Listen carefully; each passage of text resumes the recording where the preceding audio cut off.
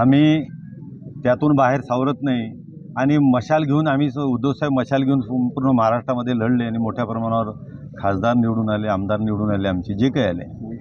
परंतु त्याच्यानंतरही हे सत्र थांबलं नाही.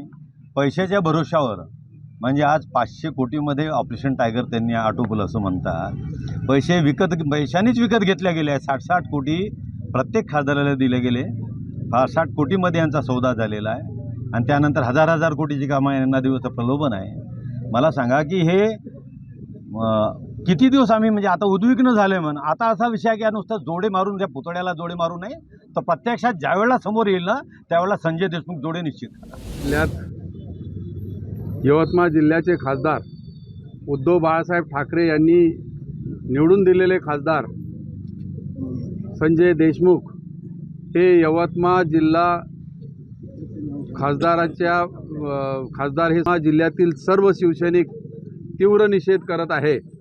या ठिकाणातून आम्ही कलेक्टर ऑफिसला या ठिकाणी जाणार आहोत. आज या संजय देशमुखांचा तीव्र निषेध या ठिकाणी केला आहे. कारण ज्या पद्धतीनं सन्माननीय उद्धवसाहेब ठाकरे यांनी या लोकसभा मतदारसंघात संजय देशमुखांना तिकीट दिली, त्यांच्यासाठी जवळपास 5 सभा या यवतमाळ जिल्ह्यात दिल्या. आजपर्यंत त्यांनी कुठेही एवढ्या मोठ्या सभा दिल्या नाही आणि एवढ्या सभा देऊन सुद्धा तो माणूस या ठिकाणून निघून जातो. हे खेदजनक बाब आहे.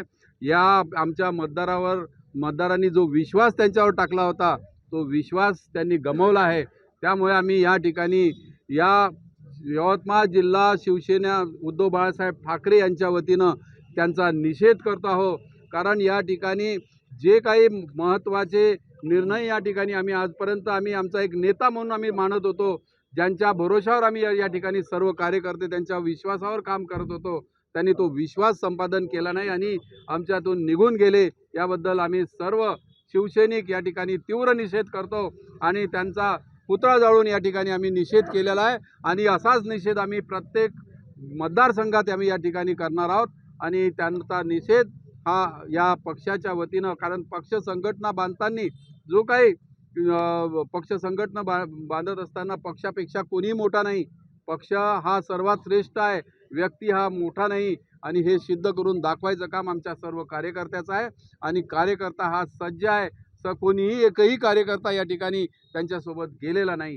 हे प्रामुख्याने आपल्याला या ठिकाणी सांगावंसं वाटते. ऑपरेशन टायगरमध्ये